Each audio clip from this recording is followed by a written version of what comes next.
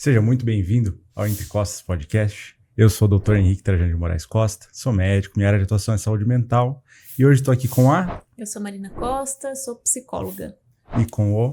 Eu sou o Dr. Carlos Henrique Costa, sou o pai do Henrique, o pai da Marina, sou cardiologista e hoje eu estou com um amigo querido do coração aqui, literalmente do coração, que eu admiro muito, um privilégio ter esse amigo aqui com a gente na nossa mesa e eu tenho certeza que vai ser sensacional, vai ser um episódio para guardar no coração. Bem, o nosso convidado de hoje, ele acompanha o Entre Costas, ele posta com frequência que tá ouvindo a gente, já provou aqui que já gabaritou os podcasts e é um convidado que o Dr. Carlos trouxe dessa vez, que não me lembro de certinho que ano que foi, mas eu estava pensando em fazer clínica, médica e cardiologia na época. E ele voltou de um retiro com o Osmar Ludovico, falou, nossa, conheci um cara muito legal.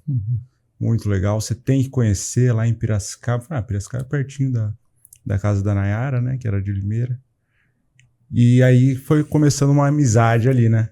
E hoje, então, esse amigo, Dr. Humberto Passos, está entre costas. Tudo bom, Humberto? Tudo bem. Puxa, eu estou emocionado, porque reencontrar o Carlos, que me inspira no dia a dia como profissional, como pessoa, e principalmente sentar na mesa com a família tua, Carlos, com a Marina, com o Henrique e a Ângela, que a gente já falou dela também, uma querida, que é a sua esposa, para mim, penso que é um momento único. Eu acho que ter a oportunidade de dividir tanto a mesa familiar e agora a mesa de boas conversas como Entre Costas, eu acho que é extraordinário. E eu estava falando para o Henrique, para a Marina e para o Carlos que o Entre Costas já faz parte das minhas corridas, né? Então a gente não consigo mais correr sem ouvir algum episódio pela maneira como vocês fazem, pela leveza e ao mesmo tempo pela profundidade e de discussões assim tão fantásticas e que permeiam a nossa vida no dia a dia. E eu quero agradecer, Carlos, pela nossa amizade, que é inspiradora, pela tua jornada, e agradecer a oportunidade de estar aqui dividindo um pouco, aprendendo com vocês, né, dentro desse mais um episódio aí que eu acho extraordinário estar aqui, viu? Obrigado pelo convite. O que é muito legal, Dr. Humberto, que a gente consegue ver pelas redes sociais, é que ele une duas coisas que parecem muito distantes. Então, que é a atenção quaternária, né? A atenção ali no nível mais alto da saúde, né? Da atenção ao paciente, então, que é uma UTI, é um procedimento invasivo. E geralmente, os médicos que vão para essa área são médicos que não gostam tanto do convívio com o paciente, não gostam muito de fazer ambulatório, não gostam muito de conversar, de contar histórias. E o Humberto, ele quebra esse estigma, né, esse arquétipo, porque ele tem muita história. Inclusive, um dos livros dele, Conversa do Coração, é só sobre esse tipo de histórias das vivências aí no... Sem dúvida. Eu acho que Henrique, Marina, vocês como experts, né? Estou com um psiquiatra, uma psicóloga aqui, Carlos. Então, assim, eu acho que resgatar a nossa humanidade, Carlos, é o maior capital que a gente tem em qualquer tempo. Eu penso que isso é atemporal. E às vezes, com esse desenvolvimento, esse modelo nosso tecnicista, esse modelo onde se premia exclusivamente esse cientificismo, que é importante, né? A gente não vai contra isso em absoluto, mas a gente precisa ainda tentar dar uma costura para essas duas coisas e eu tive a oportunidade desse livro de conversa, exatamente são essas conversas que a gente precisa, são imprescindíveis e que a gente precisa dialogar com a vida nos diversos aspectos. Eu penso que a gente não pode perder isso da nossa dimensão do humano. né? Então, eu acho que isso tem permeado a jornada. Não tem sentido uma jornada técnica a vida toda, Carlos. Você também fez hemodinâmica. Não tem sentido uma jornada técnica sem que a gente perca a pessoa de perspectiva. A pessoa é o maior capital ou que nós temos de mais importante na construção de qualquer jornada. E a jornada médica, por excelência, ela não pode perder isso de perspectiva. Então, eu penso que a vida toda isso sempre me incomodou. Sempre me incomodou e eu tenho procurado ao longo desses anos, né? Eu já tenho uma jornada de praticamente 30 anos pela cardiologia e pela cardiologia clínica e intervencionista, exatamente não perder de perspectiva o humano que habita em cada um de nós, né? Eu percebo que a boa técnica também passa por você conseguir extrair do paciente, então é o que a gente chama de anamnese, que vem do grego de trazer a memória pro hoje, né? Evocar a memória. Então, conseguir construir uma relação com o paciente que ele conte pra gente as coisas da memória dele, né? Porque o que o Dr. Carlos já falou, né? Aqui no podcast, antes era comum ouvir, fui lá no médico, ele nem me examinou. E agora, ultimamente, é comum ouvir, eu fui lá no médico, ele nem olhou pra mim, ele nem conversou comigo, só saí com a receita aqui. Então, como que vai criar uma relação em que o paciente vai contar coisas, às vezes, constrangedoras para ele, coisas que afetam muito o interior dele para um médico tão frio. Aí é interessante as conversas do coração, que agora está no livro, né? Mas o que me conectou e eu admiro muito no Humberto é exatamente isso que você falou. A jornada do Humberto, quando eu comecei minha carreira, Humberto, meu sonho era salvar vidas, era trabalhar em emergência, unidade coronária. Eu lembro como é gratificante você ressuscitar um paciente. Sem dúvida. É uma coisa extraordinária. O paciente estava morrendo, pela sua intervenção, você ressuscitou um paciente. Depois, a questão da medicina mais intervencionista, abrir uma coronária de um paciente que está infartando, uma coisa também extraordinária. Mas, como você disse, o Humberto, ele toca no coração no sentido da alma do paciente. E do catéter. Ele vai lá e aí que tá. Então, uma cutucada no coração de outro ponto que eu admiro no Humberto é que eu fiz isso no início, mas eu fiz uma transição, porque toda essa questão de medicina intervencionista, plantão, emergência, é pessoalmente muito desgastante. Sem dúvida. E o Humberto mantém essa atuação até hoje. Então, eu queria que ele contasse um pouquinho dessa história de vida dele, né? Como é que você consegue... E também a questão familiar, que para o Humberto é muito importante, a esposa que tem um trabalho brilhante, depois eu queria que ele comentasse também, a filha estudante de medicina.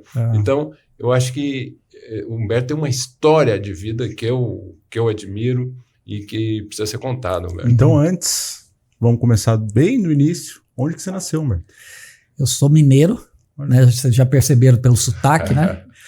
E sou mineiro, chama Botelhos, do lado... Eu tenho que sempre dar referência, porque senão ninguém conhece, né? Botelhos, do lado de Poços de Caldas, tá? Então, sul de Minas, que tem uma ligação muito próxima para São Paulo, né? Então, eu digo que seria um mineiro mais para paulista do que qualquer outra coisa, né? Então, uma cidade muito grande. Na minha época tinha 10 mil habitantes, né? Hoje deve estar por volta de 15 a 18, né? Então lá comecei a minha jornada aí, né? Sou de uma família, pai advogado, tio promotor, então o único que extraviou, Carlos, para a medicina fui eu, né? Meu irmão continua o legado do meu pai na advocacia, meu pai falecido, e meu irmão que hoje toca os escritórios, né? E tinha um outro irmão que infelizmente faleceu já há alguns anos já, que era dentista. Então eu que fui para a área da medicina e me aventurei depois pela cardiologia, né? Então essa... Mais uma coisa em comum dos dois, né? Não ter médicos na família. Assim. Verdade, minha família também não. Meu pai, ele tinha o sonho de ser médico, mas ele não conseguiu. Ele fez filosofia, serviço social, como assistente social ele trabalhava no hospital, depois fez administração hospitalar, direito, E aí tem o filho médico primeiro e o neto, né? Ele não fez medicina, mas fez muita coisa, né? Ele cuidava muito das pessoas e nesse sentido do cuidado, particularmente cuidado social. Então, esse foi um ensinamento do meu pai, né? Da importância desse olhar para o social das pessoas e a saúde social, que foi um tema recente aqui no podcast, como isso é importante, relevante para a saúde integral. E essa saúde integral que o Humberto foca e vai além da dimensão humana, né? Ele transcende e trabalha também a questão da importância da espiritualidade na saúde integral também. Você sabe que bacana você estar contando da filosofia do teu pai, e provavelmente você herdou um pouco desse aspecto filosófico, né?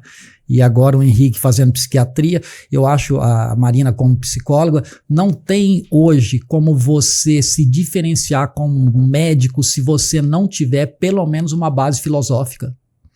A base filosófica, ela que vai proporcionar a gente dar costura às diversas realidades que interpõem entre o humano e a gente, e eu acho que isso, Carlos, penso eu que a gente deveria ter pelo menos uma matéria básica de filosofia no curso de medicina, exatamente para a construção desse olhar e até para qualificar as perguntas que a gente precisa ao longo da nossa jornada, né? Mas eu acho que eu penso que provavelmente teu pai, mesmo não sendo médico, tenha te influenciado do ponto de vista de outras formações e principalmente filosofia. Eu acho que é essencial isso, né? Eu acho que a formação médica está indo exatamente para o lado contrário, né? Exato. Tá formando técnicos no sentido... São praticamente operários da medicina, né? É um foco na doença ao invés do foco na pessoa. Então, eu acho que isso que a gente está trabalhando aqui para fazer esse resgate.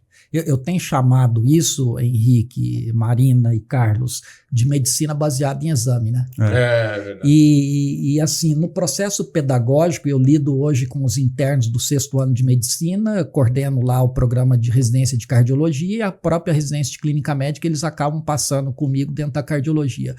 E a grande insistência para os internos ou para os médicos que já estão na porta de receberem um certificado ou um alvará de licença, né, de certa forma, exatamente a gente sair desse escopo de medicina baseada em laboratório para uma medicina centrada no paciente ou na jornada do paciente. Eu acho que quando você coloca e traz um podcast desse com diversos aspectos, a gente está falando exatamente disso. A gente precisa voltar a centrar o nosso olhar, não só em medicina, mas nos diversos aspectos da vida ou de outras profissões, a gente precisa voltar a centrar na pessoa, né? Eu acho que esse é um desafio, porque esse modelo nosso hoje e essa diversidade, multiplicidade e facilidade de métodos, a gente acabou menosprezando ou diminuindo esse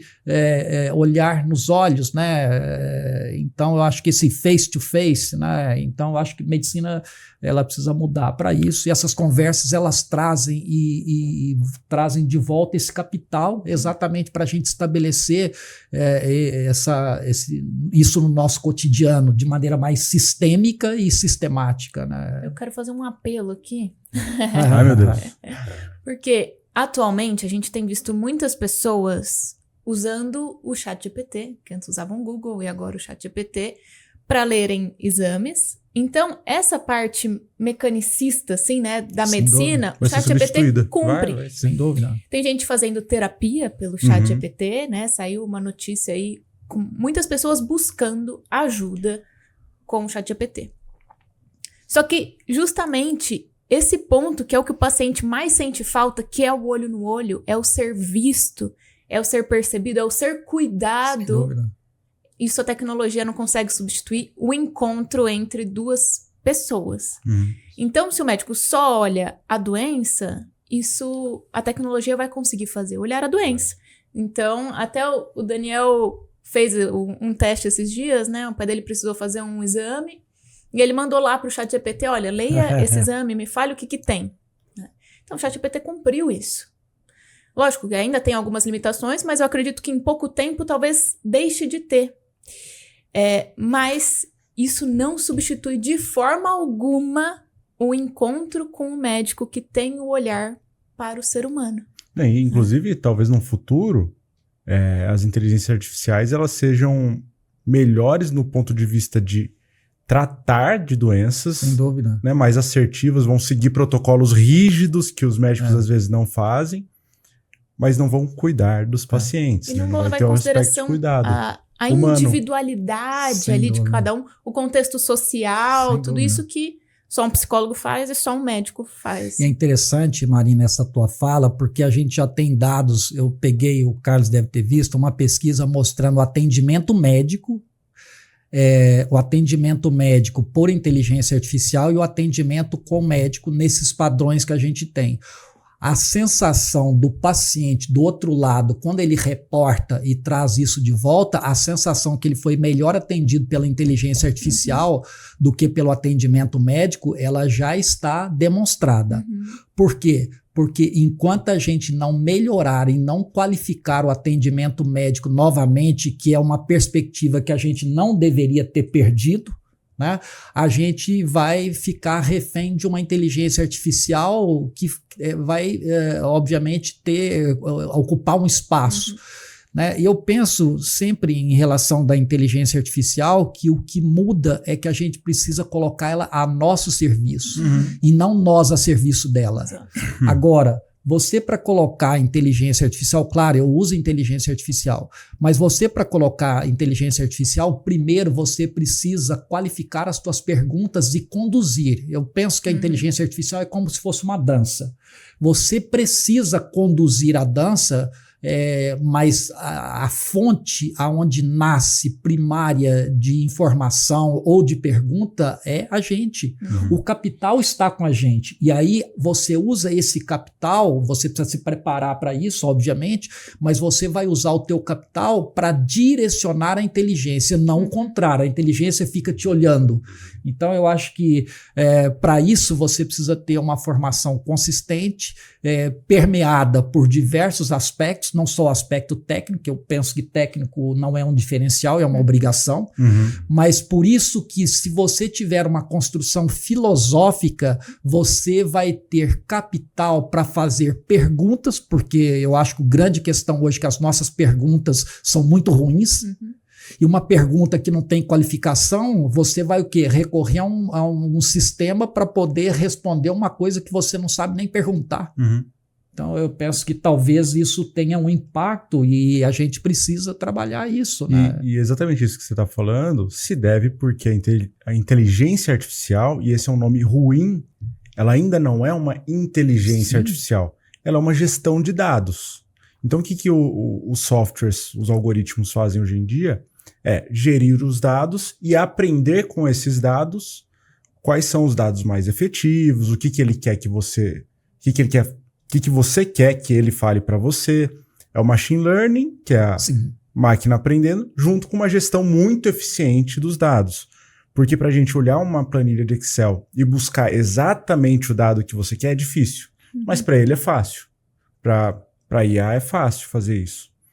Agora, criar, ela ainda não é capaz. Por isso que talvez inteligência artificial não seja o nome mais adequado. Né? Sem dúvida. Eu posso dar um exemplo do que aconteceu comigo essa semana?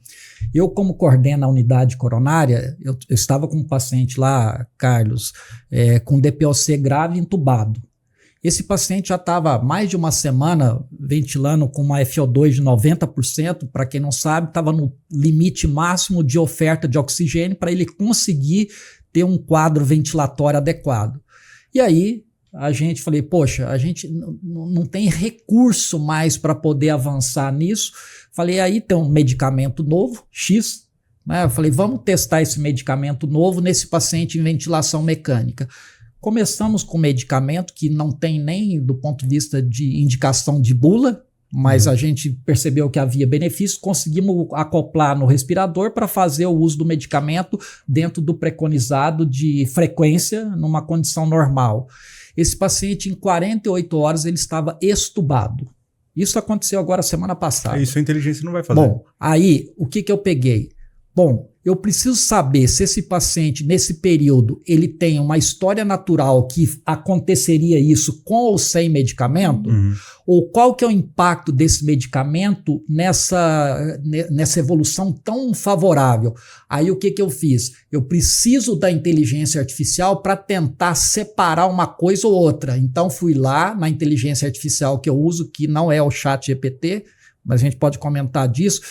E aí, o que eu falei? Eu quero que você faça uma análise regressiva. Então, aí que você dá o comando. Eu quero que você faça uma análise regressiva nesse paciente, porque eu fui coletando a gasometria do paciente e os exames. Coletava a gasometria, fazia o medicamento. Então, eu tinha todos os dados. Aportei esses dados, junto com a fisioterapeuta, aportamos os dados. Eu quero que você faça uma análise regressiva desse paciente nessas condições, que eu fiz isso e que eu tenho esses dados mensurados.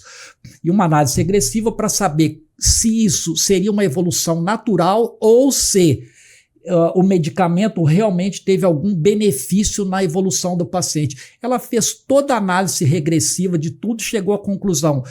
Mesmo a despeito da evolução natural, o medicamento teve um impacto extremamente positivo na evolução desse paciente e pronto. Eu apresentei para o pneumo e tal, ele ficou assustado com isso. Então eu acho que assim, eu jamais conseguiria fazer a análise, mas eu tinha o princípio de que uma análise regressiva a gente poderia tentar exatamente excluir outras possibilidades e saber se realmente teve efeito o remédio ou se era uma evolução exclusivamente natural que aconteceria com ou sem medicamento. Então eu penso que isso foi uma coisa que eu fiquei assim, eu tô até hoje assim deslumbrado com isso, porque foi a primeira vez nesse tipo de evolução dentro do ambiente e que a gente não tem trabalho publicado para uso nessa situação, que realmente deu para separar que realmente isso é fantástico. E que né? salvou a vida. Né? E que salvou a vida, sem Mas dúvida. esse uso, a inteligência artificial não faria.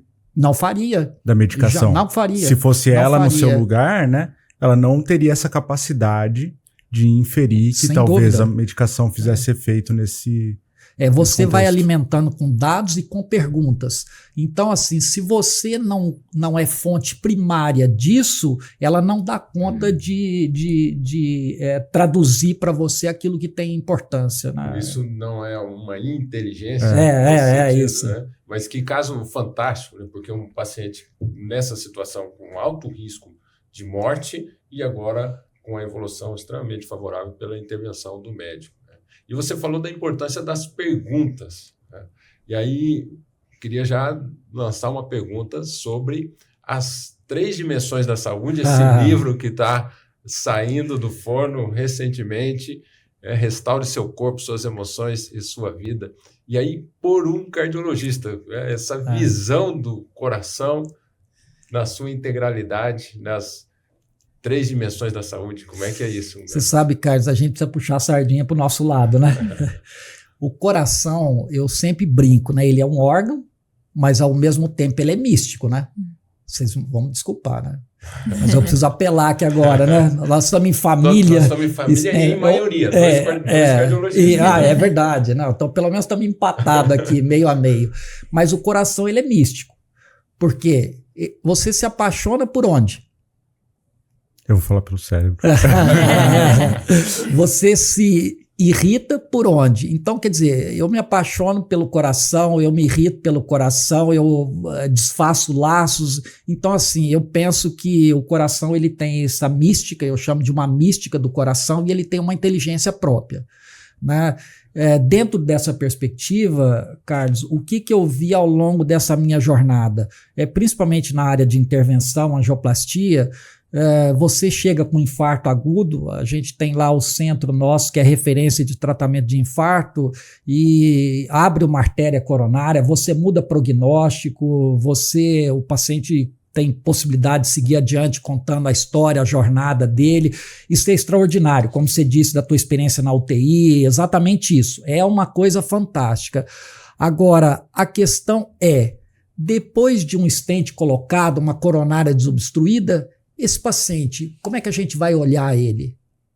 Eu preciso olhar esse paciente de uma maneira multidisciplinar e permeada por outros aspectos. Você sabe disso, a gente tem, por exemplo, a síndrome do coração partido, que é a doença de Takotsubo, que são mulheres que têm infartos com coronárias absolutamente normais, sem obstrução coronária. Cada dia mais a gente tem isso na prática. Então, assim, eu preciso considerar a dimensão do humano em outras perspectivas.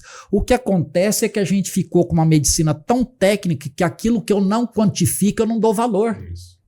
Então, eu preciso trazer o psiquiatra, a psicóloga, exatamente para essa nossa conversa, para dizer o que vocês têm para trazer dentro dessa perspectiva, porque isso tem um grande capital de risco, tão quanto um colesterol alterado, uma glicemia alterada, um paciente com sobrepeso ou com obesidade.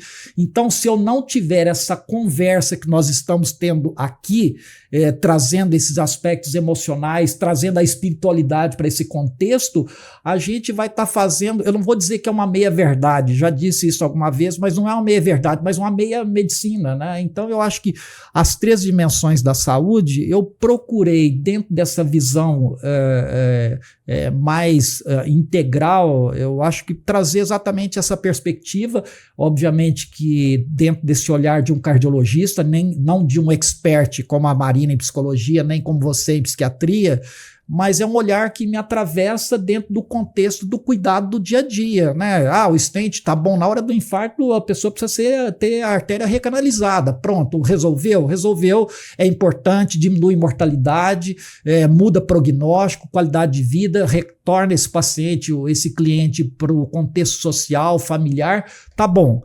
Mas agora, e o restante? E o restante? O que a gente vai, como é que nós vamos pensar nisso? O que a gente pode ter um ponto de partida? O livro, na verdade, ele não oferece resposta, ele oferece um ponto de partida. Eu acho que é essa a ideia, né? E quais são as 3 dimensões? Eu acho que 3 dimensões, que são 3, eu penso que são 3 pilares que sustentam a nossa vida. O corpo, que é a saúde do corpo, eu preciso me atentar para isso, é a área de maior interesse da gente como médico.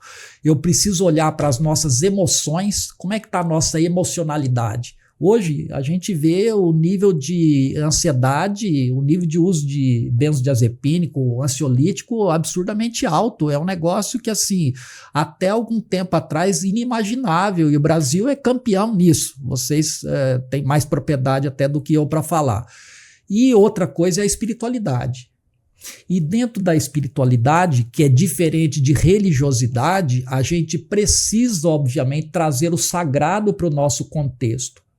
E aí eu aproveito para fazer um recorte. O Covid jogou todo mundo na lona. Se a gente não aprender que um bicho que a gente não enxergava matou tanta gente assim, e que as famílias voltaram, as pessoas voltaram para dentro de casa e a gente viu que a casa estava mais desorganizada emocionalmente do que qualquer outra coisa, e que a gente percebeu que não bastava controlar colesterol, hipertensão, diabetes. Não estou dizendo que não é importante, é extremamente importante, mas isso é só a ponta do iceberg, e que a gente não precisava tratar, ou que a gente precisava olhar para isso numa outra perspectiva. Eu penso que a gente não vai ter uma jornada onde a gente tem uma vida de pertencimento. Uhum. Sim. Então, interessante, né? Essas 3 dimensões, e aí esse olhar para o indivíduo como um todo. Eu costumo dizer que tem muito professor, doutor PhD na universidade, que não sabe reconhecer, nomear e nem lidar com as emoções. Então, a gente precisa desse olhar para as emoções, como você mencionou muito bem, a síndrome do coração partido, que tem a sua origem, a causa, um estresse que está adoecendo o coração. E se a gente não olhar essa outra dimensão, esse paciente infartado, que muitas vezes tem como fator de risco o estresse, entre outros fatores, a gente não vai estar cuidando na sua integralidade, ele vai voltar lá e outras pessoas irão adoecer por conta da falta de cuidado nessas outras dimensões. Humberto, como que um médico de UTI, cardiologista intervencionista, consegue aliar na sua prática mesmo do dia a dia a ciência e a espiritualidade? Como consegue fazer elas conversarem aí dentro? Você sabe que o ambiente de UTI é um ambiente onde você está numa queda de braço com a morte. No momento de morte, é o momento que você tem todas os seus valores, as suas verdades desconstruídas. Então, eu penso que não dá para você lidar com a morte sem olhar pela perspectiva da espiritualidade. E a espiritualidade, ela modifica até a evolução dos pacientes em termos de recurso para poder enfrentar isso, né? Eu penso, Henrique, por algum tempo, até por um processo de maturação de toda essa jornada, não são coisas que a gente constrói do dia para a noite, a gente vai observando, vai percebendo, vai se dando conta, vai lendo e tal, mas eu acho que tanto esse ambiente científico, ou de ciência, ou de técnica mesmo, que você precisa, e a espiritualidade são faces da mesma moeda. Quando a gente se dá conta disso, você consegue fazer com que a espiritualidade permeie um ambiente desse, modificando exatamente essa relação que a gente tem com a nossa finitude. E quando você muda esse olhar para a finitude, e o único aspecto que muda a finitude ou a perspectiva de morte é a espiritualidade. Mesmo que você faça uma travessia sem retorno, você pode fazer uma travessia com mais tranquilidade. E a espiritualidade é a única coisa que vai trazer isso para a gente. Então eu acho que eu no começo tinha, não vou dizer que eu tinha dificuldade, mas assim, quer dizer, como é que eu separo? Uma coisa é outra, né? Quer dizer, quando que é uma coisa, quando que é outra? E aí você começa com a tua jornada a perceber que é uma coisa só. E aí você começa exatamente a introduzir isso dentro do conceito e dentro da visão e dentro do valor da unidade que você é parte aí, né? Porque assim, é muito comum, eu tenho certeza que você já ouviu isso no consultório, meu pai já ouviu isso no consultório, eu já ouvi isso no consultório. Paciente que precisa fazer uso de uma medicação de forma contínua, vai a algum líder espiritual e esse líder fala assim, olha, sua fé te curou, para de tomar medicação. Ou vai curar. Ou vai curar, para de tomar medicação. E aí eu entendo que esse é o momento onde mais tem... Aí houve um confronto, não houve a aliança entre os dois. Sem dúvida, sem dúvida. E é muito comum isso que você está dizendo. É extremamente comum. E aí, perigoso. Perigoso, com certeza é perigoso. Eu acho que a gente precisa entender que uma coisa trabalha no sentido de ganho exponencial em relação à outra. Enquanto a gente trabalhar, porque o que acontece com a gente? Nós vivemos hoje num mundo fragmentado. Não vamos nem falar de política, hein? Vamos pegar o negócio mais ameno aqui. Mas a gente vive hoje num mundo fragmentado. Então, ou é uma coisa ou é a outra. A gente perdeu a percepção do todo. E a gente perdeu a percepção do todo em todas as áreas. Por isso que a gente começou conversando da filosofia. A filosofia é que vai possibilitar que a gente faça amarrações para tentar exatamente fazer uma costura disso. Não é uma coisa e outra. Não é uma coisa ou outra. É uma coisa e outra. Até ensino lá os internos e os residentes a pensarem como é que eu faço o pensamento diante de um pensamento, porque o ambiente nosso é um ambiente da complexidade. Você não pode olhar um ambiente da complexidade com a lente do simples. Então o ambiente da complexidade precisa ser olhado pela lente da complexidade. E a complexidade, ela pede uma coisa e outra, não uma coisa ou outra, né? Então eu acho que ensinando isso, eu penso que a gente pode ter aí uma possibilidade de um avanço mais significativo.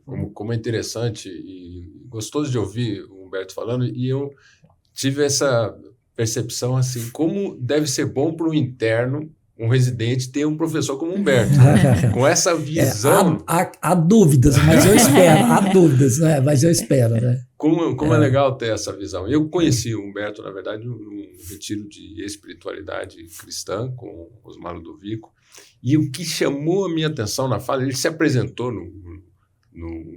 no evento antes de mim. E exatamente isso que você falou, Henrique. Ele falando, ele tinha um conhecimento técnico muito grande, mas uma visão da espiritualidade que é tocante ao coração. E isso, sem dúvida nenhuma, o capacita e nos capacita a entender e conectarmos com outro ser humano na sua integralidade.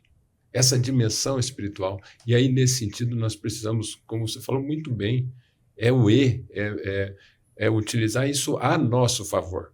Eu lembro de um paciente que eu tive. Às vezes precisamos pedir a ajuda da psicóloga. Da psicóloga, que é a dimensão do emocional. E depois né? o psiquiatra, né? É verdade. Porque eu acho que essa é uma dimensão que vocês trabalham isso de uma maneira fantástica. E assim, eu acho que já está internalizado em vocês. A gente é um aprendiz, Carlos. Sim, você concorda? Estamos aprendendo. Nós aqui na somos mesa. um aprendiz, mas vocês trabalham isso numa tranquilidade, porque vocês acabam trabalhando esse olhar para o todo. Vocês não desconstroem a pessoa. E a gente ainda, dentro da formação médica, a gente luta com isso, né? Então, assim, parece que a fala ela fica, às vezes, esteticamente interessante, mas é uma luta interna nossa, né? E você falou da importância exatamente da equipe multiprofissional, multidisciplinar, em diversas áreas. Sem dúvida. Em diversas áreas. Você lá, para colocar o catéter na artéria do paciente e desobstruir, alguém te apresentou aquele material, sim. Né? A equipe de enfermagem, né? O fisioterapeuta, como você mencionou. Depois eu vou contar um pouquinho da rotina da UTI nossa, da unidade coronária. Pode contar já. Pode contar já? Pode, já. Dentro dessa perspectiva que você trouxe, desse olhar multidisciplinar, nós começamos, eu acho que a espiritualidade ela precisa ser algo palpável também. Não estou falando de religião. Uhum. A gente não toca em religião. Religião, cada um tem a sua crença, a sua maneira de expressar ou de se relacionar com o sagrado. Espiritualidade, ela tá num nível acima. Então, a espiritualidade, obviamente, para nós, ela é centrada em Deus, né? Então, não é a espiritualidade de qualquer maneira, né? Essa maneira. Então, a gente começa a unidade coronária, todos os dias eu faço um round lá pela manhã, discutindo todos os casos, são 10 leitos, né? Eu coordeno, e tem o cardiologista do dia, tem a enfermeira, as duas enfermeiras, e tem os técnicos de enfermagem. A gente começa com uma oração espontânea. Então, alguém se prontifica, a gente em roda, fazemos a oração e aí a gente começa a discussão dos casos. Mas o que mais chama atenção, sabe quem que começa a passar o caso clínico? É uma coisa que a gente estabeleceu desde o começo. Quem começa a passar o caso clínico do paciente, não do leito ou do número tal, é a técnica de enfermagem. Então, a gente precisa entender que todo mundo tem uma importância capital na construção. A técnica de enfermagem é a primeira pessoa que chega diante do leito do paciente, reconhece as dores, reconhece alguma alteração, alguma aferição de medida que está inadequada, ou um paciente que está... Não é o médico. Ela está mais em contato com o paciente que o médico, ela está mais em contato. Então, ela que precisa contar a história primeiro. Depois vem a enfermeira, depois o residente ou interno, e depois o médico, e aí a gente faz o fechamento, todo mundo junto. Então, dentro desse aspecto, é exatamente uma rotina. Eu acho que todo lugar, em alguma maneira, não para engessar, precisa ter algum ritual. Eu chamo que esse é um ritual que a gente estabeleceu, entende como... Mas é um ritual que não é engessado, mas existe uma sistematização da maneira como a gente faz. Ou seja, trazendo essa perspectiva tua, eu quero ouvir o que a técnica de enfermagem tem, eu quero ouvir o que a enfermeira tem a dizer, o que o outro tem, para a gente poder ter uma construção do todo, né? Então, a gente tem visto essa construção, nesse momento é o que me cabe e que eu gosto. E eu acho importante... agora a psicóloga, desculpa, Mariana. A psicóloga também agora, a gente não tinha, por conta de demanda, nem sempre a psicóloga estava presente, agora não. Todos os dias a psicóloga está presente, porque eu quero que ela seja parte exatamente de capturar coisas que eu não consigo capturar. Então tem coisas que eu não consigo capturar, porque eu preciso de um olhar que seja um olhar mais dedicado a isso. Então a psicóloga hoje faz parte da nossa visita, né? Eu acho interessante, só antes de você falar, como mudou isso, né? Antes a UTI era o centro de maior tecnicidade do hospital. Só que é o centro de maior sofrimento do hospital também, né? Como que você não vai convidar uma pessoa da saúde mental para participar desse local, né? É tirar o paciente da equação, né? Não, eu não tenho dúvida disso. É uma disso. violência contra a parte É uma violência. psíquica. Aliás, a gente deveria começar por esse caminho, né? Eu penso. E eu vejo hoje que eu penso, eu gosto muito do termo, e a Marina pode me chamar atenção, viu, Carlos? Ela tem todo o direito de me chamar atenção, que eu acho que hoje a gente precisa tratar muito mais de uma saúde comportamental do que uma saúde mental. Eu acho que quando a gente trata de uma saúde mental, a gente às vezes deixa alguns gaps ou alguns pontos cegos, mas se eu trato isso como uma saúde comportamental, na qual a saúde mental está embutida dentro disso, eu ainda consigo expandir um pouco mais essa percepção. Não sei se faz sentido. Aí acho que puxou sardinha até pro lado dela, porque é terapia cognitivo-comportamental, né? Então ela vai... eu acho que a gente deveria ter o mês da saúde comportamental, não só da saúde mental. E dentro disso celebrar a saúde mental. Bom, essa é só uma coisa particular, desculpe aí, né? Dois aspectos, então. O primeiro é, você tinha perguntado para ele a questão de como junta, né, medicina, ciência com espiritualidade. E você falou, bom, no contexto da UTI isso faz muito sentido, né? Lidando ali com entre a vida e a morte e o sofrimento das pessoas. E é muito difícil na saúde mental, na psicologia como ciência, principalmente na graduação, no ambiente acadêmico, aceitar essa espiritualidade.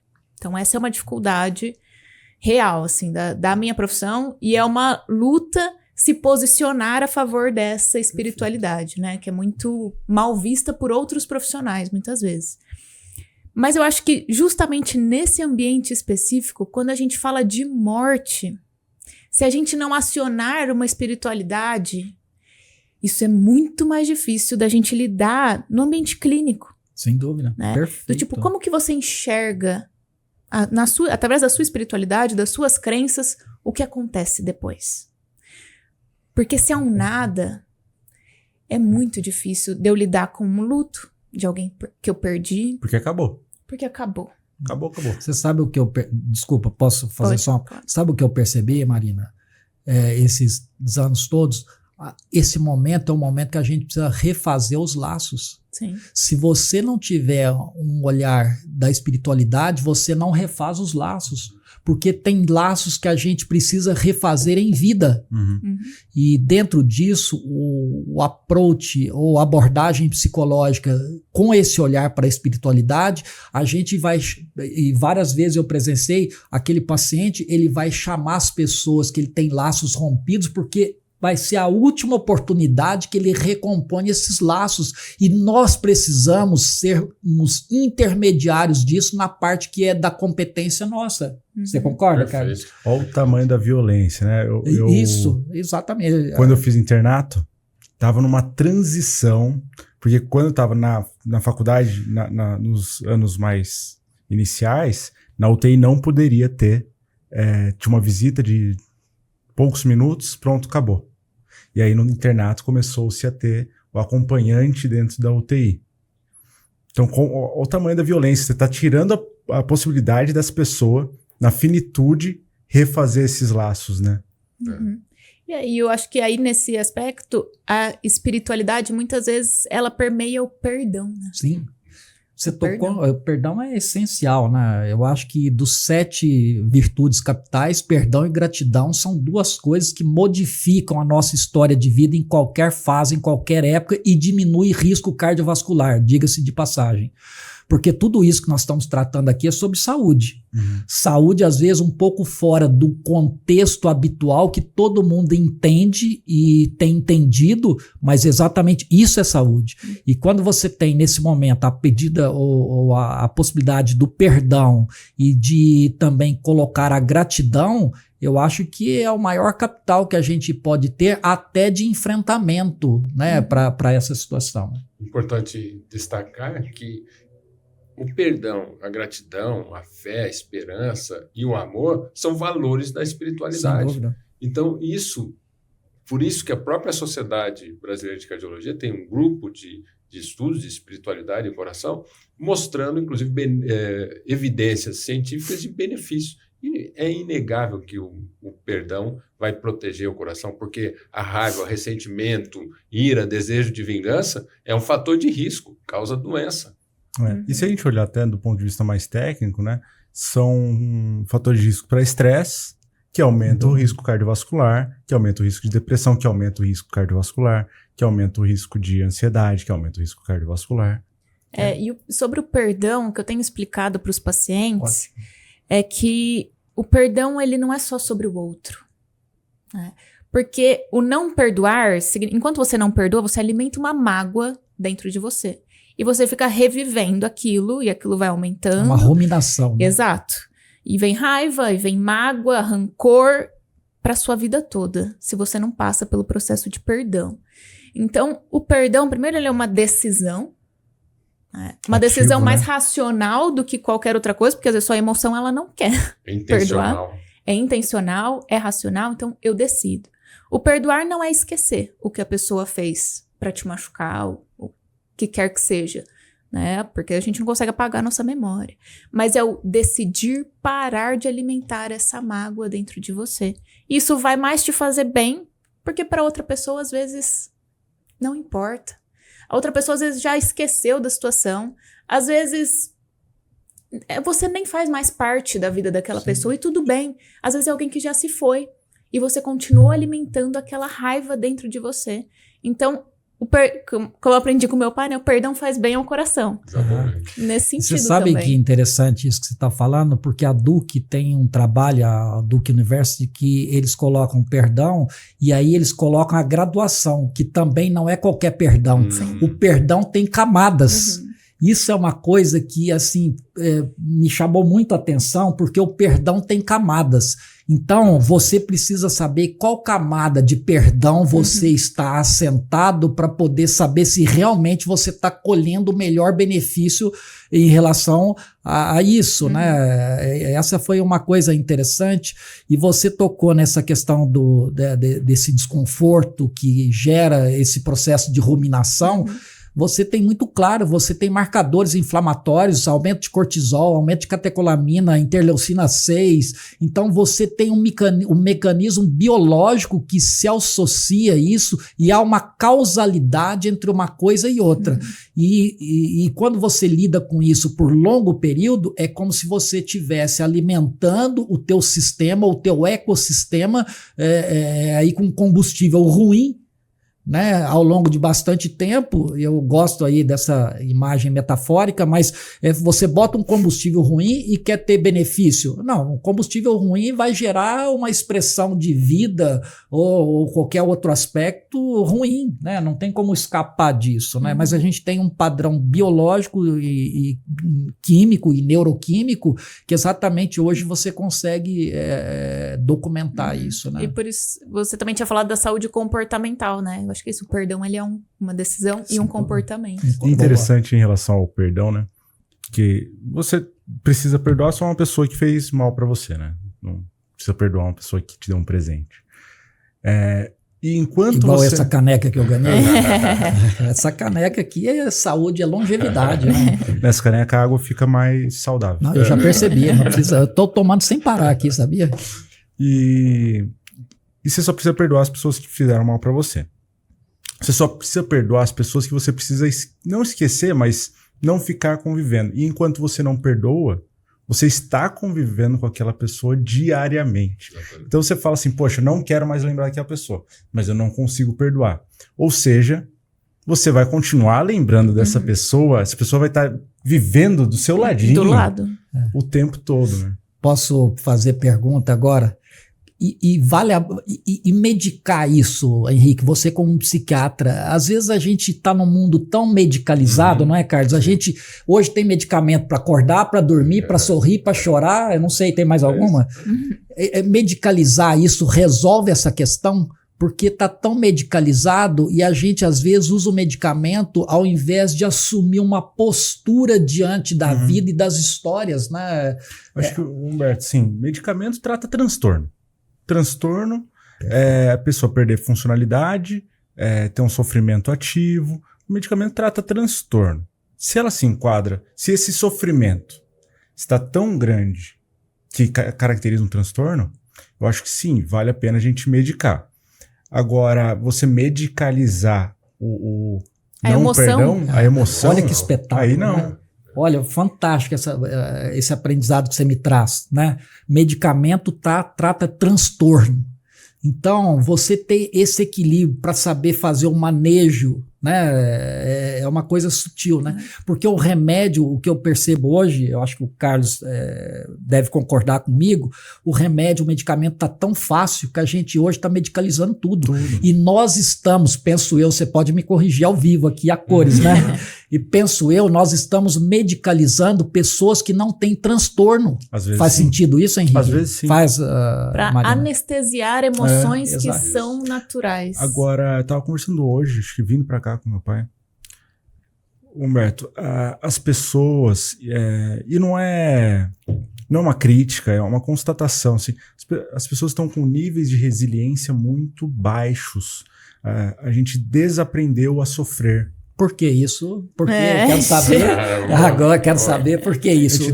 Como é que vocês dois interpretam individualmente? Eu acho que uma coisa é uma cultura que a gente tem hoje, imediatista, que a gente não consegue ficar numa sala de espera. Não existe mais sala de espera, né? Tem sala de TV, a sala de internet, de Wi-Fi. Né? Não tem mais sala de espera. Ninguém fica esperando quieto. Né? Você tem que estar esperando, fazendo alguma coisa. O Ed René trouxe essa reflexão uma vez e eu me vi nisso, e o meu pai também se viu nisso. Às vezes, no semáforo vermelho, você pega para olhar o Instagram. Você não consegue esperar 30 segundos sozinho com você mesmo. No elevador? No elevador. Talvez isso seja um sintoma de que a gente não consegue mais ficar acompanhado da nossa própria companhia. E eu acho que tem outros sintomas também, porque a mídia social, ela é o único ambiente que você tem total controle de como ele vai ser. Então, se você quer um ambiente para desenvolvimento pessoal, se você só seguir pessoas de desenvolvimento pessoal, a mídia social vai te entregar pessoas de desenvolvimento pessoal. Se você quer saúde mental, só siga pessoas de saúde mental. A mídia social vai te entregar mais pessoas que falam sobre saúde mental. Se você quer pornografia, idem. Se você quer uso de álcool e outras drogas, também. Então é o único ambiente. E as pessoas, elas começam não sei se você já viu isso. A pessoa reclama. Nossa, meu algoritmo ele é muito burro. Eu não acho que ele é burro. Eu acho que ele é esperto e você não consegue lidar com as suas escolhas ali dentro desse ambiente. Perfeito. Então eu acho que tudo isso, o ambiente virtual e o ambiente fora do virtual que a gente gerou, tá gerando essa baixa resiliência. A gente não aguenta mais a dor. A dor nem de esperar numa sala de espera. Eu acho que, primeiro sobre a medicalização. É isso, a gente medica emoções, né? E isso é um problema. A gente não aguenta nem a dor da emoção, né? Nem a dor da emoção, exato. Então, a gente tem dois movimentos. Um das pessoas que elas não querem lidar com as emoções dela. Então, é mais fácil tomar um remédio, que eu vou dormir e eu vou anestesiar a minha emoção. E eu não vou para terapia olhar de frente e encarar isso. Pro médico, às vezes, tá acostumado, é mais fácil também. E a pessoa também não faz a parte dela de ir pra terapia. E aí fica por isso mesmo. E um terceiro ponto, eu tava até conversando com a minha mãe ontem, né, que trabalhou por muitos anos no SUS, por exemplo. Eu sei que a terapia, ela tem uma questão de acessibilidade, que é difícil o acesso. Porque no SUS, para você conseguir passar por um psicólogo individual, para fazer ali o tratamento mais personalizado possível, você precisa ser encaminhado pelo médico. Como tem poucas horas, porque não tem um psicólogo por unidade, o psicólogo ele fica rodando as unidades, são casos específicos. Então, às vezes, um caso só de ansiedade, ele não vai para o psicólogo, só de depressão, ele não vai, são casos mais complexos. Então, a gente tem uma questão de acessibilidade para as pessoas aprenderem a lidar com as suas emoções. E aí, falando agora do aspecto social, por que a nossa sociedade tem tido tanta dificuldade de lidar com as suas emoções? A baixa tolerância à frustração, ela é uma realidade.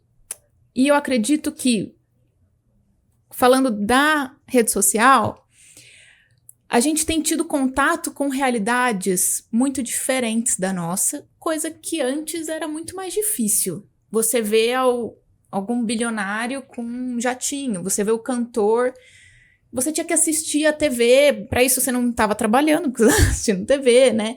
Então, tem uma questão de comparação. E isso é difícil. Tem a questão do imediatismo, que eu não preciso nem mais esperar o horário daquele programa que eu queria assistir, que passava só uma vez por dia, nem o comercial da TV. Então, eu quero tudo para ontem. E é tudo muito rápido mesmo. Então, compra, eu entro na Amazon, faço com um clique, né? As coisas são muito rápidas. E acho ruim quando demora mais do que 2 dias para chegar. Exatamente. Então, a gente tem perdido algumas capacidades emocionais. E eu acho que a pandemia, ela também tem um aspecto bem significativo nisso, né? Então, estava vendo também lá no Instagram, uma pessoa perguntando para um profissional que é da prática baseada em evidências, né? Eu tomei a vacina da Covid e eu tenho percebido que quem tomou vacina tem mais ansiedade. Como que é essa relação, né? Tem mais tudo, né? Aí ele fala, você desconsiderou que a gente passou por um momento como humanidade muito específico em que muitas pessoas morreram de algo invisível, né? Como é que isso não tem um impacto na saúde mental? Tem um impacto muito grande. E a gente viu que o ser humano não é feito para ficar em isolamento. Não é feito para romper com relações. Ele é feito para viver em sociedade. Então, eu acho que esse tempo também que a gente viveu específico como humanidade acelerou muitas questões emocionais, infelizmente, negativas. Alguns aprendizados positivos. Então, depois de tudo isso, eu vou buscar alguns laços para eu me reconectar, né? Perceber a importância da presença. Eu acho que é algo que a gente pode aprender com o luto, né? A importância do estar presente em vida. Então, tiveram seus aprendizados, mas eu acho que a pandemia também teve seus impactos emocionais. E além de tudo isso, eu acho, Humberto, que nós somos analfabetos emocionais. Com certeza. A gente não sabe mais que existem emoções... A gente coloca lá, né? Emoções boas e ruins. Bota tudo num saco, fecha a boca, né? Dois sacos. Bota no... E eu não posso sentir as emoções ruins. Né? Acho que chega no ponto do paciente, da pessoa, não só dos pacientes, mas a pessoa fala assim, nossa, o que eu tô sentindo aqui que não é bom? Não quero sentir isso. Não quero sentir isso. Eu sempre brinco, Henrique, assim, no meu olhar, até para encaminhar para o psicólogo ou para o psiquiatra, para procurar entender essa emoção é pedagógica ou não, né? Porque eu acho que a gente hoje não, em todo o tempo nós temos um aspecto que existe uma emoção pedagógica e a gente está deixando de perceber a emoção pedagógica e tratando toda a emoção como algo ruim, é isso? Exatamente. E emoções negativas, né, desagradáveis, sempre existiram. Então, a gente tem lá a época dos nossos avós, dos nossos bisavós, eles tinham também questões complexas. Só que a acessibilidade e a medicação não era tão alta. Também, mas eu acho também que hoje a gente está medicando o medo como ansiedade, a tristeza como depressão, e está esquecendo critérios diagnósticos e tudo isso. E aí entra, talvez numa sociedade que a gente esteja vivendo, que é a sociedade do entretenimento, do entorpecimento. Então, o próprio entretenimento como um mecanismo de fuga das emoções. Quando você fala da emoção pedagógica, é esse olhar do que eu posso aprender, de ressignificar, inclusive, o sofrimento. Eu sempre falo da minha experiência pessoal, quando eu era novo, talvez a idade da Marina, do Henrique, eu tinha para mim o seguinte, eu não quero sofrer. Então, eu vou fazer tudo certinho, ainda vou usar a espiritualidade para ser uma boa pessoa e não sofrer. E a vida como ela é? Não é cartesiana, né? Não é. Nós vamos sofrer, essa é a fato. certeza que nós vamos sofrer, e o sofrimento pedagógico. Que lições eu posso tirar dessas dificuldades, do sofrimento, de problemas? E aí sim eu vou me tornando uma pessoa melhor a partir, inclusive, de ter passado por dificuldades e sofrimento. E aí é uma escolha, né? Se eu vou aprender com isso ou se eu vou me amargurar com esse sofrimento.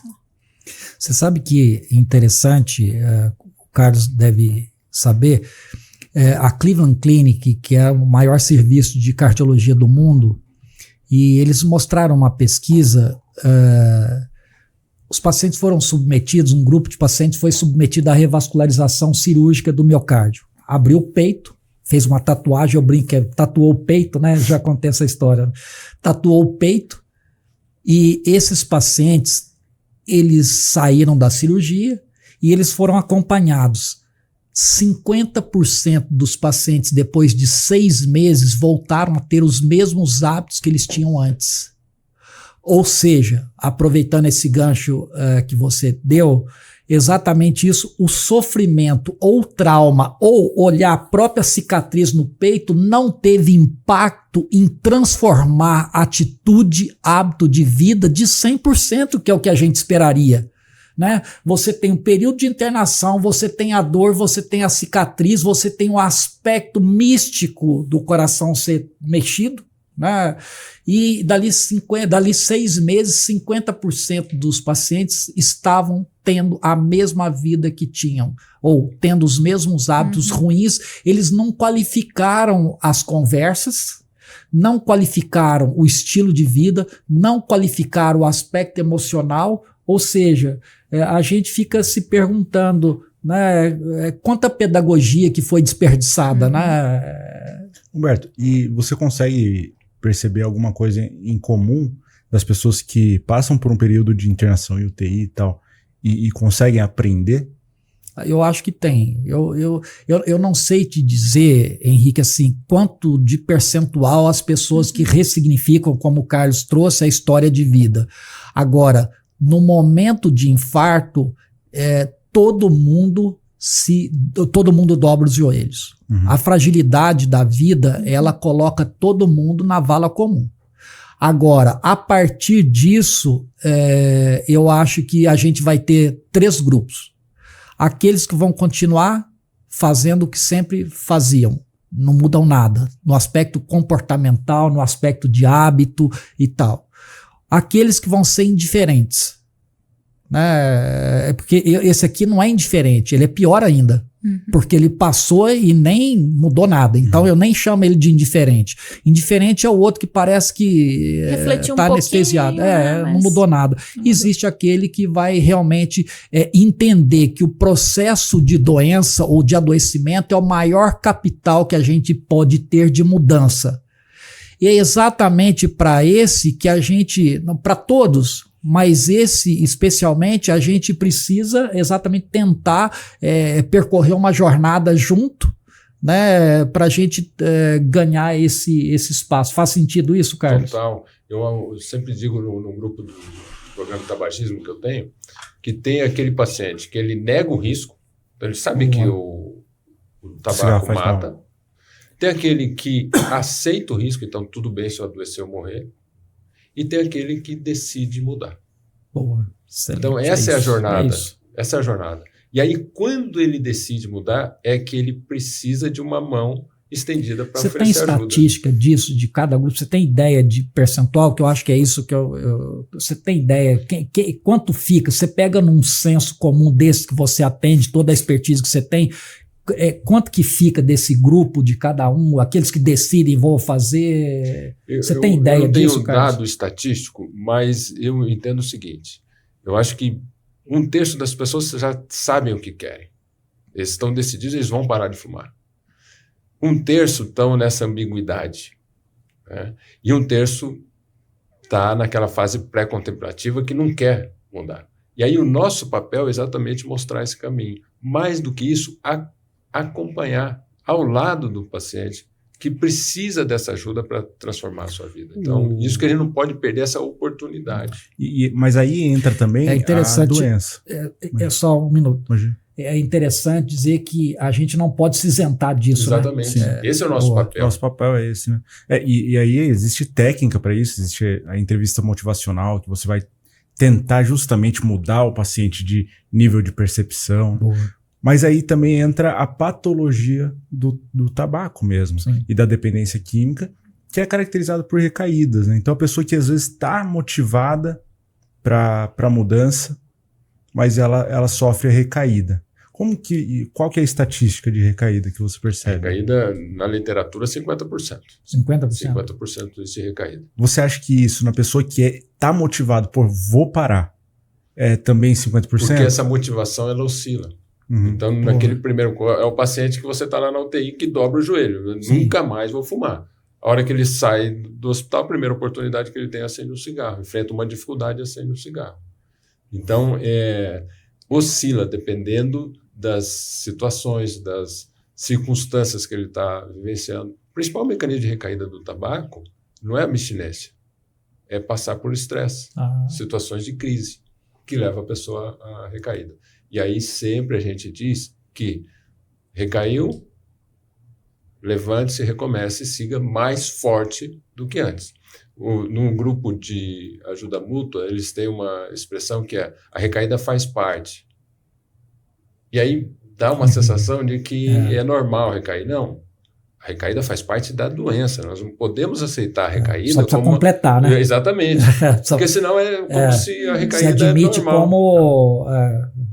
Recaída faz parte, mas a gente está aqui para te ajudar a não passar por isso. Então, e voltar, né? Se recair, começar de novo. Retomar imediatamente, não tem que ter vergonha. Muitos falam da dificuldade de retomar o programa pela vergonha de ter recaído.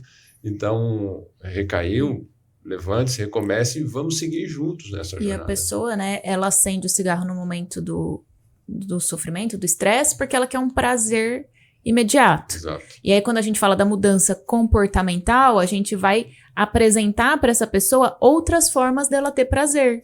Então, tô passando por um estresse, quais são as formas da gente regular as nossas emoções, né?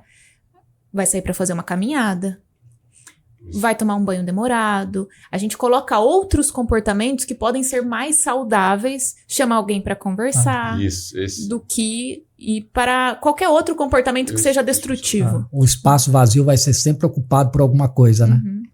Humberto, eu tenho 2 pacientes que me vêm à cabeça, né? Os 2 são jovens, eu atendi novamente recentemente, e graças a Deus os 2 estão super bem hoje em dia. E os 2 passaram por uma experiência em UTI. Uma foi uma endocardite, muito grave, e o outro foi uma insuficiência renal crônica, também grave, mas que não precisou. Hoje ele não faz mais diálise, retomou alguma questão. Agora os 2 saíram completamente diferentes da UTI. Uma, eu vendo, né, eu imagino que seja isso, um desejo tão grande de mudança que gera uma ansiedade muito grande nela e ela acaba, pela patologia e ansiedade, não saindo do lugar.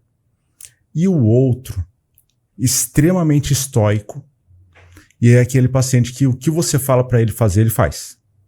Mas ele é super disciplinado, regradinho.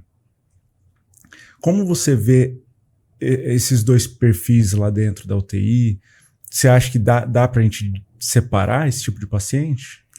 Eu penso que a ansiedade para ela, que deveria ser propositiva, ficou uma coisa patológica, né? Eu acho que trabalhar esse aspecto comportamental para poder ajustar isso para o nível aonde te impulsione e não te retraia ou que diminua, eu acho que é uma coisa importante. Mas durante a internação, você acha que tem coisas que você pode fazer para deixar o paciente mais seguro? Olha, eu acho que assim, o acompanhamento psicológico dentro da unidade ele é essencial. Tá. Eu acho que eventualmente a gente pode pedir a tua ajuda para medicar mais uma medicação sem tirar a capacidade reativa dele. Eu acho que esse é um aspecto, mas o acompanhamento psicológico, a gente já viu que toda intervenção que a gente faz dentro do ambiente, que depois ele sai do ambiente, tem muito mais adesão ao tratamento do que qualquer outra coisa. Então, na verdade, a alta, ela começa no primeiro dia que o paciente interna. Boa, né? Exatamente isso. Eu acho que é exatamente isso. A gente precisa trazer isso à consciência e começar a enxergar isso dentro do primeiro dia de internação. Obviamente, a partir do momento que você já começa a levantar essas questões, porque nem sempre essas questões se apresentam no primeiro dia, né? Mas a partir do momento que você consegue capturar isso, eu acho que isso é importante. Eu não sei, Marina, se tem alguma anamnese específica que a gente poderia instituir isso. Lá a gente não tem, né? Mas a gente tem a psicóloga que acaba acompanhando. Mas, de repente, eu acho que a gente poderia pensar numa anamnese, conforme a anamnese da doença que você faz, uma anamnese nesse sentido, para a gente tentar capturar isso o mais precoce possível e já dar sequência nisso. Não sei se faz sentido isso. Mas não faça. Eu acho que todo o atendimento psicológico, inicialmente, precisa de uma anamnese. No contexto hospitalar, é um atendimento específico, então a gente tem a área da psicologia hospitalar, né, que é uma área diferente, que eu segui só a parte clínica, mas com certeza entender o contexto daquele paciente, o familiar tá ali, não tá, ele tá sozinho, né? Então isso vai ditar muito de como vai ser esse caminhar, de entender como era a vida antes para entender como vai ser depois, se vai ter limitações, se não vai. Então é essencial fazer essa triagem. Roberto, hoje como que é a UTI? Lá vocês estão em um processo contínuo e sempre vai ser de humanização da UTI, mas como você vê isso hoje? Eu acho que a humanização ela é um processo contínuo. Agora, a outra questão é o que significa humanizar, porque o termo ficou desgastado, né? Até. Banalizou. Desgastado. Eu acho que a gente fala muito em humanização e faz pouco. Então, se você perguntar hoje, todo lugar é humanizado, você não vê um lugar. É igualzinho perguntar de estresse. Pergunta se é até feio você falar que não tem estresse. Que não tá na correria. Que não tá na correria. É assim, quem quer ir num profissional que não se estressa? É até feio você falar que o ambiente de atendimento hospitalar ou qualquer outro não é humanizado. Agora, essa não é a questão, porque isso aqui eu acho que joga uma névoa e uma cortina em cima do que. O que é realmente humanizar? O que é? Então eu acho que dentro disso é outra conversa, Henrique, que tem camadas mais profundas, que a gente provavelmente, em boa parte delas, não está tocando. Eu penso que não está tocando. Agora, dentro disso, quando você coloca o termo, eu acho que você já começa a disseminar uma cultura, que eu acho importante. E uma cultura, mesmo que ela não esteja estabelecida, ela pelo menos aguça o olhar. Então eu acho que todo esse contorno ou entorno, ou a maneira como a gente coloca as coisas entre essa questão do corpo, das emoções e a espiritualidade, ela tem um papel capital disso. Você não pode dissociar a espiritualidade de humanização. Então, se a espiritualidade ela está inserida dentro do contexto do ambiente que você frequenta, ou especificamente desse que você traz da unidade coronária, da UTI, eu acho que você já tem uma perspectiva de humanização diferente e diferenciada. Claro, agora eu acho que a gente ainda precisa exatamente saber de que maneira eu faço e de que maneira as pessoas ou os pacientes percebem isso. E eu acho que aí a gente precisa operacionalizar isso de maneira mais objetiva, de certa forma, né? Na verdade, acho que aí é outra. Eu vou jogar. É a polêmica. Não. A humanização polêmica também o Carlos passa. gosta. Ele gosta de polêmica para resolver, né? Mas eu acho que também passa muito, né, Humberto, sobre tratar as pessoas que estão trabalhando lá. Sem dúvida. Como que você vai humanizar tendo um técnico de enfermagem correndo de um lado para o outro e o cara não tem tempo, eles não têm tempo de descanso muitas vezes. Perfeito o que você falou. E eu ia comentar exatamente isso. Nós tivemos aqui a Simone Michelin, que é especialista em segurança psicológica. Isso é um tema extraordinário, né? Muito interessante. E aí, esse olhar, como é que nós vamos falar da humanização do serviço médico se a gente não está cuidando da equipe médica? Não, e a equipe médica minimamente tem seu conforto, tem equipe de saúde. Mas, poxa, os técnicos de enfermagem... Exatamente. E estão dobrando, né? Estão dobrando a jornada, né? Uhum. Porque pelo menos uns 30%, 40% estão em 2 jornadas, né? 12 por 12, né? Isso. Então, esse olhar de cuidado para os profissionais de saúde como um todo. E aí, é muito interessante quando você fala da oração que a equipe faz. Quer dizer, isso gera o quê? Uma integração com a equipe. Muito importante. De cada um saber a sua importância, como você falou, do técnico de enfermagem, todos que estão envolvidos no cuidado humanizado com aquele paciente. Então, a gente precisa desse olhar também para toda a equipe, todo o time envolvido para que, de fato, a gente não seja um discurso, mas seja Sim, eu acho que é isso. É separar o que eu vejo assim, existe uma dissociação muito grande entre discurso e praxis. Então, eu acho que isso a gente precisa olhar até para a gente mesmo, né? Exato. Porque nós somos de discurso e somos menos de praxis. Eu acho que a gente precisa olhar para a gente, né? O que a gente fez, aproveitando esse gancho, Henrique, Carlos, lá eu tenho várias televisões. São 3 televisões. A unidade nossa é um U, então são 3 televisões. A gente instituiu horário para música. Então coloco vídeo com música, né, normalmente músicas clássicas ou músicas calmas, apropriadas para esse ambiente, para os pacientes. E o que a gente percebeu, não tenho dados de aferição, tenho dados de percepção. Né? O que a gente percebeu que a música para os funcionários foi também extremamente interessante nesse sentido de mudar o ambiente. O ambiente tem um outro respiro, né? Obviamente que é só um ponto a mais para tentar mexer no oceano de possibilidades e de incômodos, né? E eu acho que a humanização na prática, ela envolve conexão humana. E eu só me conecto se eu tenho algum nível de vulnerabilidade.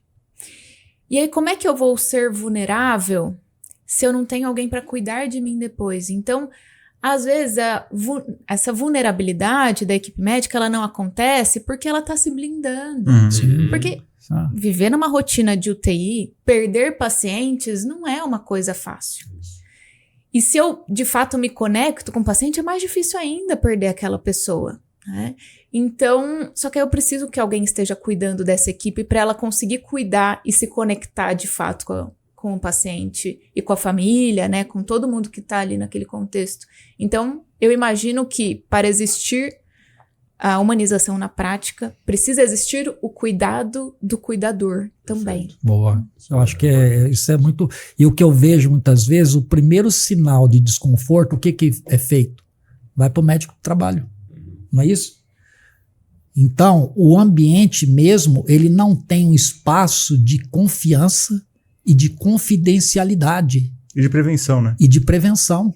Então, gerar ambiente seguro, eu acho que seria a primeira lição de casa que a gente precisa fazer para a pessoa ter a oportunidade de se abrir sem ser julgada, né? Então, eu acho que aí entra o que você trouxe, Carlos, da segurança psicológica. É exatamente isso. Eu acho que a gente ainda não está preparado do ponto de vista de cultura e instituído para todo mundo. A gente tem isso como uma meta, ou com uma perspectiva de futuro, não de presente. Mas eu acho que isso seria essencial. Humberto, e lá você, por exemplo, já encontrou dificuldade com alguém? Poxa, não quero participar dessa dinâmica de oração e tal. Nunca tive. Porque a gente nunca obrigou. Então, você acha que eu acho que não obrigar, eu acho que não obrigar é o primeiro ponto. Então, eu acho que esse é só um convite. Eu sempre penso, Henrique, Marina e Carlos, eu acho que isso é o que permeia a minha escrita, né? Eu sempre penso que a gente precisa ser muito cuidadoso. A gente pode tentar estabelecer um ponto de partida, mas ponto de chegada é individual. Então, a gente nunca obrigou, né? Obviamente que eu não tenho, eu acho que sempre foi muito, a coisa foi sempre muito natural e fisiológica, se eu posso dizer dessa maneira, né? Então nunca tive problema. Muito legal. Eu queria que você falasse um pouquinho também do trabalho da Renata. Estou vendo do livro da Renata aqui, Como Alavancar Sua Carreira Sem Perder a Vida. Ela que faz esse trabalho de mentora de mulheres, né? Comenta um pouquinho do trabalho da Renata. Bom, a Renata é minha esposa, né? Hoje ela trabalha principalmente com mulheres, e principalmente o desafio da mulher contemporânea hoje é trabalho, família. Então, como alavancar sua carreira aqui sem perder a vida é tentar encontrar uma justa medida, e eu acho que essa justa medida ela é individual e individualizada. Como lidar? Porque a mulher hoje, ela saiu para o mercado de trabalho, mas ela também sente falta de outros aspectos. Por exemplo, uma mulher que está com um filho em casa de 1 ano, 2 anos, ela não vai para o mercado de trabalho tranquilamente. Mas, por outro lado, ficar em casa exclusivamente sem deixar de oferecer para o mundo, para as pessoas, aquele capital que ela tem profissional, aquele capital que ela carrega de formação, também é extremamente desconfortável. Então, a Renata trabalha exatamente tentando dar essa costura para as pessoas encontrarem essa individualidade. Ela trabalha principalmente com mulheres, hoje tem a maior parte do trabalho virtual e com palestras ou encontros aí pontuais de mentoria, né? Mas principalmente para tentar entender dessa mulher o que cabe para ela nessa estação de vida e como lidar com isso de maneira um pouco mais amistosa, porque esses desconfortos eles são próprios, né, de qualquer etapa, penso que às vezes em maior ou menor grau, mas eu acho que alavancar a carreira é não deixar de ser profissional, porque esse capital construído, conquistado é extremamente importante e necessário. Eu brinco com a Renata, quando a gente teve a primeira filha, né, já estava morando em Piracicaba, aí a Renata falou, vou ficar um pouco mais de tempo em casa para cuidar da Beatriz, que foi a nossa primeira filha. Eu falei, não, você vai ficar o tempo suficiente, depois você pode trabalhar meio período, mas jamais eu queria alguém que ficasse exclusivamente em casa. Eu não estou dizendo que quem fica em casa é ruim, eu só estou dizendo que essa foi uma particularidade, uma escolha nossa como casal. Outras escolhas podem ser interessantes para famílias diferentes, né? Então a gente precisa tomar cuidado para falar isso, mas dali passou o período de amamentação, eu falei, pelo menos meio período você vai trabalhar, e no começo ela ficou assim um pouco meio dividida por conta da maternidade, e depois ela percebeu que foi a melhor coisa. A gente quer chegar em casa e ter diversas outras conversas. Então, pensar que a carreira não é importante, isso não é verdade. Mas pensar que a carreira supera qualquer construção familiar também é outro engano que a gente tem. Porque uma coisa não compensa a outra. Então, dentro dessa perspectiva, Carlos, o que a Renata tem trabalhado com mentoria de mulheres é exatamente tentar estabelecer uma medida que seja, obviamente, justa no sentido individual, cada um tem a sua individualidade, de lidar com essas duas coisas que eu acho que são importantes. Eu acho que é exatamente isso que é importante, né? A individualização da mulher como pessoa, não Sim. como rótulo, como mãe, como empresária. Sim. Não, mas a pessoa que também é mãe, que também é empresária. Sem dúvida. Também... E não tentar prescrever, né? Fazer uma prescrição pronta, né? Eu acho que não existe prescrição pronta para isso. Então eu acho que nesse aspecto ajuda bastante, porque os dilemas que eu acompanho, que ela observa, são dilemas importantes, né? Ou as pessoas estão sofrendo com isso. E as mulheres têm uma capacidade de se exporem mais nesse sentido e de trazerem esse sofrimento de maneira mais espontânea, mais verbalizada, né? E o que é muito bom, porque, por outro lado, você tem possibilidade de ajuda melhor.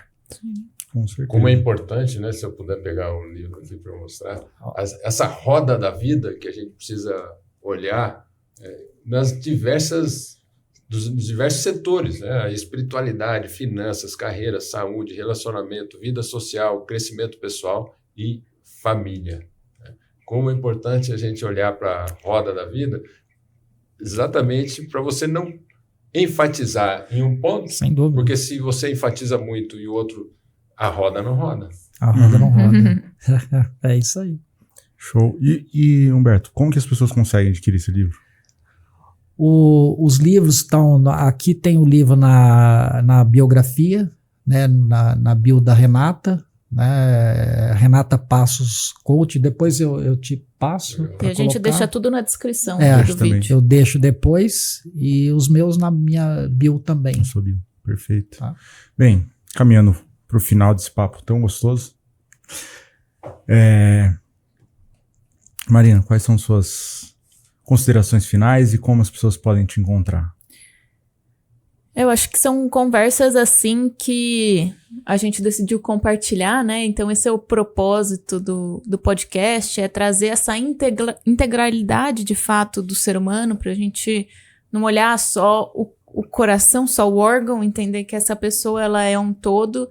E é muito importante ter profissionais também de cada área que entendam isso, não queiram só ficar no seu quadrado, mas entendam que mesas assim são importantes e necessárias. Sim. O Dr. Humberto falou uma coisa que chama atenção no podcast, e é exatamente isso que a gente quer trazer, é um bate-papo, né? Mas aquele bate-papo de domingo, depois do almoço. Espero que a gente tenha conseguido, é o nosso desafio, pelo menos. Exatamente. E as pessoas podem me encontrar no Instagram como Marina Costa Psi. E já vou fazer a chamada para as pessoas se inscreverem aqui no YouTube, deixe seu like. No Spotify, segue a gente lá e dá as 5 estrelas. Ajuda bastante. Compartilhem o vídeo. Compartilhem. E deixem um comentário também. Bem, eu sou o Dr. Henrique Trajano de Moraes Costa, minha área de atuação é saúde mental. Hoje a gente pôde, então, entender um pouquinho mais sobre as dimensões tão complexas que tem na vida, né? Tanto do início quanto do fim. Dr. Carlos Henrique Costa. As pessoas conseguem me encontrar como Dr. Henrique Trajano nas redes sociais. Muito bom. Um privilégio mesmo ter o Humberto aqui conosco, uma aula. Como é bom a gente poder compartilhar essas conversas nossas conversas em família, recebendo um amigo do coração, um irmão, e aprofundar as nossas relações e ainda compartilhar com tantas pessoas que nos seguem. Então, fico muito honrado pela presença do Humberto, agradecido, e agradecido a você também, que tem nos acompanhado, tem feito a realização desse propósito nessa jornada de promoção de saúde aqui. Dr. Humberto, então, as considerações finais e como as pessoas conseguem te encontrar. Eu quero agradecer. Uma oportunidade dessa é um presente de ouro que a gente recebe. Aprender com vocês, conversar com vocês, eu acho que a gente sai sempre melhor do que entrou, né? Eu quero recomendar, se você busca uma vida qualificada, não só uma longevidade, mas uma vida onde realmente você deixe marcas, legado, acompanhe o Entre Costas, porque o Entre Costas tem trazido exatamente essa perspectiva de saúde num ambiente muito maior, numa perspectiva muito maior do que a gente ouve falar ou que muitas vezes a gente acaba lendo pelas mídias, porque o que se coloca aqui é exatamente uma saúde não dita. E o Entre Costas, então, dá voz para escrever uma história nova a partir da sua história, trazendo isso, uma autoridade para que você tenha uma vida mais qualificada, com maior longevidade, vitalidade com longevidade, mas percebendo que a vida é exatamente feita dessas conversas e elas são extremamente necessárias. Cuide do laboratório, faça o teu check-up, não podemos deixar isso de lado, faça o teu check-up, cuide do laboratório, mas olhe as tuas emoções e a espiritualidade são pilares indissociáveis da nossa humanidade. Um grande prazer estar aqui, agradeço imensamente. Vocês vão me encontrar nas redes sociais também, no HM Passos do Instagram, e lá tem o link dos livros. Muito obrigado pelo convite, pela boa conversa que já sai com o coração transbordando e com certeza muito melhor do que entrei. Obrigado, uma honra. Então hoje, Dr. Humberto Passos esteve Entre Costas. Muito bom.